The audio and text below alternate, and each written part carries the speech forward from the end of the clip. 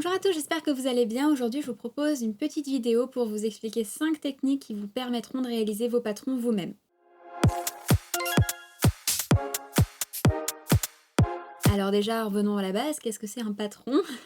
En fait, c'est la base de travail d'une création, c'est-à-dire qu'on va d'abord créer une forme et ensuite on va le mettre sur un tissu pour ensuite pouvoir créer le vêtement. Donc on peut acheter des patrons tout faits ou le réaliser soi-même. Donc je vais vous parler de 5 techniques que personnellement je connais, mais il y en a peut-être d'autres que je ne connais pas et surtout n'hésitez pas à les mettre en commentaire si vous en connaissez d'autres. Déjà on va parler du matériel, donc ça je pense que c'est pour toute la fabrication de patrons.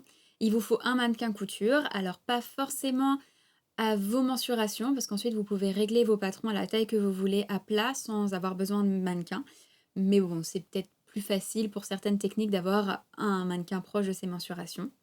Il vous faut de la toile à patron, donc il existe 3 ou plusieurs toiles à patron, de la plus fine à la plus épaisse. En fait, vous vous adaptez au type de tissu que vous allez utiliser par la suite.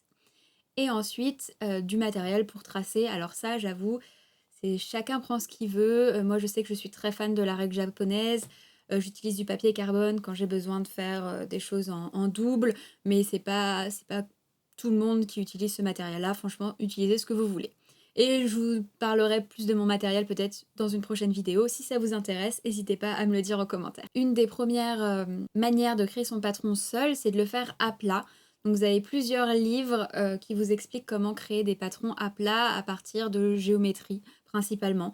Donc vous avez une suite géométrique de tracés à faire sur votre toile à patron et ensuite vous pouvez la monter. Moi j'ai un livre qui s'appelle Les patrons de base et je trouve ça pas mal pour faire du sur-mesure. Donc voilà, par exemple, ça peut être une très bonne technique. Et je sais que dans les écoles de mode, c'est ce qu'ils font beaucoup. Si vous voulez, je vous mettrai la référence du livre dans la barre d'infos. Vous pouvez utiliser déjà des patrons existants. Donc vous achetez votre patron et ensuite vous le reproduisez sur toile. Vous le montez, vous le mettez sur votre mannequin et ensuite vous ajustez. Donc vous rajoutez du volume là où vous voulez en rajouter, réduisez là où vous voulez réduire. Ça peut être pas mal pour avoir les bases et pour pouvoir voir où sont placées les coutures pour ensuite les ajuster selon votre volonté. Et pour ça, la toile à patron est super. Comme ça, vous pouvez faire plein d'essais sur le mannequin. Ensuite, vous avez la technique du drapé. Alors en fait, ça, c'est vous prenez votre mannequin, votre tissu définitif, et vous le placez sur le mannequin jusqu'à ce que vous obteniez la forme que vous souhaitez. Et c'est souvent des drapés parce que ça va être des tombées de jupe, par exemple. Ça peut être des plis que vous allez faire sur un bustier. Vous pouvez utiliser un patron de base et ensuite faire un drapé par-dessus. En tout cas, voilà, c'est une des techniques que j'ai beaucoup utilisé au tout début. Sachant que la toile à patron est rigide, enfin n'est pas élastique. Donc si vous avez un tissu élastique, il faut peut-être vérifier le tissu sur le mannequin. Enfin voilà, ils n'auront pas la même souplesse, le même tombé, le même rendu. Donc ça peut être une solution. Ensuite, vous avez la technique du moulage, ce que je fais beaucoup et ce que vous pouvez voir pas mal sur mes vidéos de création en accéléré. Donc la technique du moulage, c'est de prendre son mannequin et de placer donc la toile à patron sur le mannequin. Comme ça, on peut découper, former les plis qu'on veut, choisir l'emplacement des pinces, choisir l'emplacement des coutures et avancer comme ça sur sa création. Alors c'est une technique qui est très longue, qui manque peut-être un peu de précision parce que ça va être vraiment... C'est un peu comme de la sculpture en fait. Moi, c'est la technique avec laquelle je suis le plus à l'aise. Et j'ai l'impression d'être la plus libre aussi. Et la dernière technique, c'est de mélanger toutes ces techniques-là pour avoir le résultat que vous souhaitez. Par exemple, pour une robe historique, moi personnellement, je vais m'inspirer des Jeannette Arnold qui sont des relevés de patron de costumes d'époque. Donc c'est des robes d'époque, mais aux mensurations des personnes d'époque aussi, donc pas forcément les miennes, mais au moins ça m'aide à repérer l'emplacement des coutures, par exemple, que je vais pouvoir placer sur mon mannequin pour ensuite faire du moulage.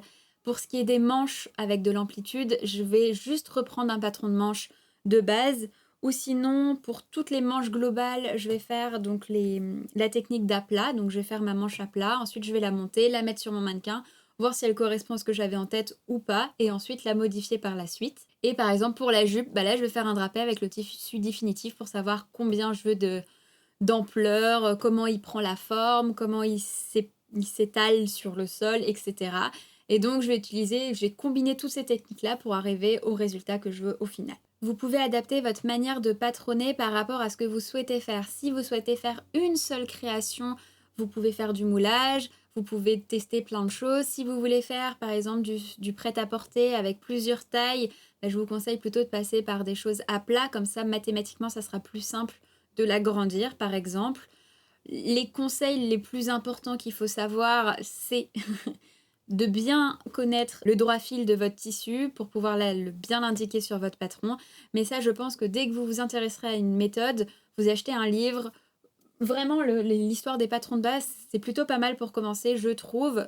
Et puis, ils vous expliqueront exactement comment on fait sur la méthode. Moi, personnellement, je peux pas vous expliquer toutes les méthodes en détail parce que je les connais pas. Je fais uniquement du sur-mesure et pièces uniques.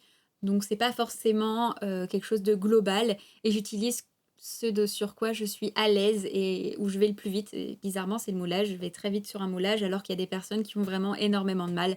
Donc ça dépend de votre vision dans l'espace, ça dépend de votre patience, de votre temps, de ce que vous voulez créer. Parce que si le patron de ce que vous voulez créer existe déjà, reprenez-le, hein, achetez-le et refaites-le. Vous gagnerez un temps monstrueux.